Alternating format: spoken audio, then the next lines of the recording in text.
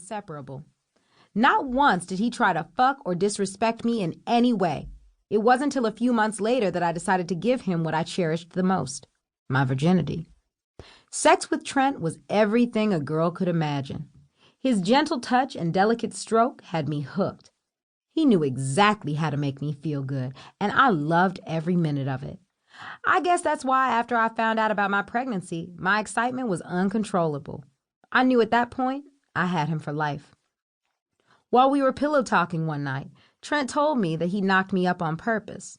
Surprisingly to him, I didn't get upset.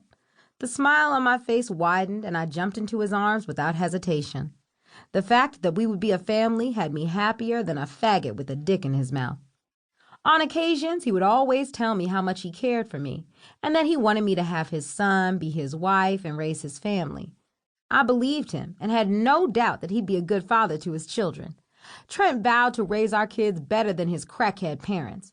He had 5 sisters and 1 brother, all younger and still living in the foster care system. He hated his mother for that. Maybe that's why he insisted on serving her when the monkey on her back came scratching. I asked him once why he insisted on giving his mother drugs. That was after I watched her deteriorating body thank him for the poison that ran through her veins daily. I told him that he needed to help her. My suggestion was to admit her into rehab and not condone her habit any longer. I tried putting myself in his shoes, but just couldn't see doing that to my mother. Trent snapped with a little hostility in his voice, saying that he would rather give drugs to her for free than to wonder which one of his homeboys she fucked or sucked to get her fix. He also made it clear to never question him again about his mother.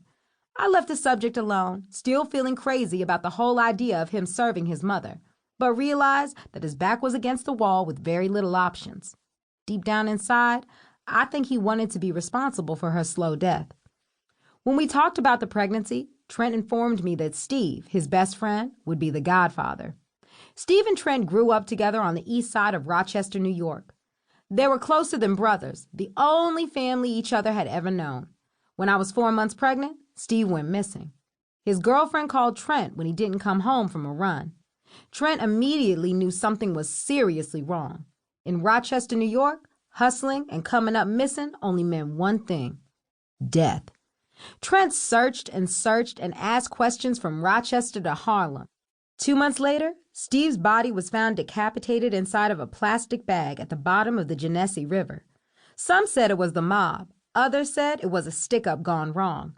But no matter what happened that night, Trent hadn't been right ever since. His behavior mocked that of a person whose weed had been laced with angel dust. His mind was gone. Then the rumors came. It seemed this nigga just couldn't keep his dick in his pants. He was never satisfied. I ended up cutting a couple bitches over him. With my son in my stomach, I foolishly fought over dick that wasn't mine. Apparently, never was. I recalled a time when I was 5 months pregnant. I asked Trent if he wanted to go to the movies to get his mind off of Steve. He hadn't been social, and I wanted us to spend a little more time together. He brushed me off, saying that he was busy and needed to make a run. I was hurt as hell when he strutted out the door, leaving a trail of his old-ass cool water-scented cologne behind. Things seemed suspicious, but I couldn't pinpoint anything. I yelled as the door shut in my face, "Don't forget my food!" That night, I decided to stay in and take some time for myself. My cell phone rang a few times, but I ignored it. My instinct told me it was Trent, so I decided to check the caller ID. I saw that it was my homegirl, Apples, so I quickly answered the phone. Before I could say hello, she unloaded all the details of her spotting Trent and some light-skinned bitch that went to Franklin High School at the movies. She said that everybody saw them hugged up and kissing all over each other. I was sick to my stomach. I asked that motherfucker to go to the movies, and he's here with some bitch. I could hear Apples hyperventilating through the phone. She acted as if Trent was her man. The next thing I knew, she told me to get ready. She was on the way to my house. I hurried when her words, "If we hustle, we can catch them as they come out of the theater," registered. I remember hanging up the phone, still shocked at what I had heard.